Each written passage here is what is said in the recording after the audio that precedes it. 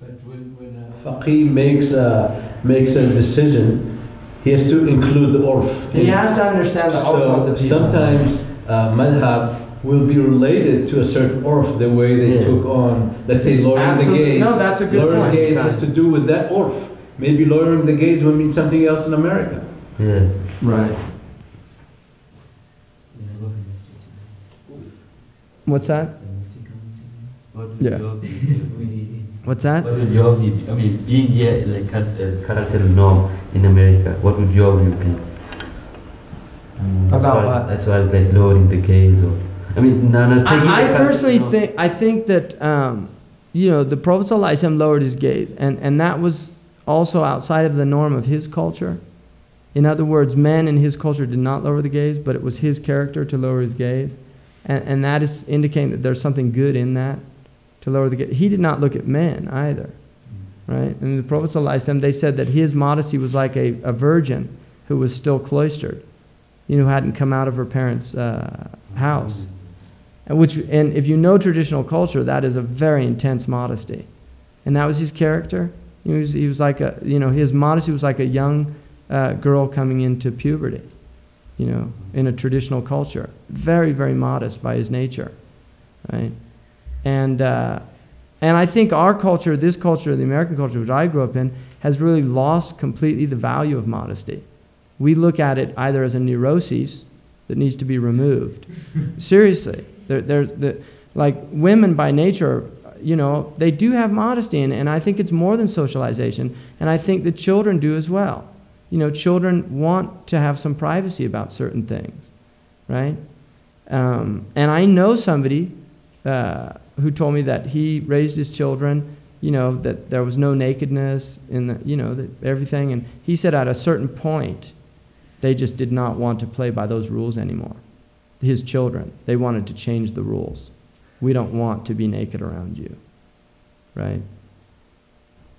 So, you know, I think that the people can do a lot of damage in trying to force, like, for instance, you know, there's a whole thing where you have to force people to talk in front of other people, right?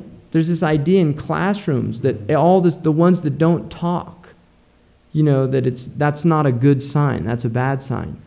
From the Islamic point of view, it's actually a good sign. Now, there could be some damage there. Really, you could be dealing with some trauma that related to how they were raised, and there's no doubt about that. But you could be dealing with a very modest person by their nature. You know, there might not have been any trauma there. It might simply be that is their character, and that's a really good thing. It's a very beautiful thing, and it should be honored and appreciated, and they should not be forced to become gregarious and outgoing. You see, because the Americans they respect gregariousness, right? Really, they do. They respect, you know, the will to power, you know, the individual, right? Horatio Alger, you know, go out and make it happen. And a lot of the cultures that respect a type of almost a passivity in nature, it's just not honored here, which I think is unfortunate for the Americans, because I think there's a lot of really, you know, and I remember once I was in West Africa, and there were these two sisters close in age, and one talked all the time, and the other never talked. And I said in fact, the man that's coming, Sheikh Abdullah, today, I said to him, it's interesting how different they are. You know, she talks all the time, that one never talks. And he pointed to the one that didn't talk, and it said, yeah, it seems like she's more intelligent. And I said, that's exactly the opposite of what, like, somebody would say in America. It was the talkative one that was intelligent. And he looked at me like he could not grasp that. And he said, why would they think that? I mean, he said too much speech is an indication of khifat al-aql, that there's a weakness in the aql, that silence is an indication of gravity, of a type of depth. Yeah, like even in university classes, part of your grade is class participation. Absolutely. If you don't participate, your grade goes down. Even if the person is brilliant, understand they could get straight A's on the tests, you're not participating. And that's a really good example of where an American cultural norm is going to affect The teacher will look at you expecting you to participate because they notice that you haven't. Right. To make sure that your understanding of what is being taught. Right. Yeah, no, that's a really good point. On the category, when number 5, as you said, norms are binding and that.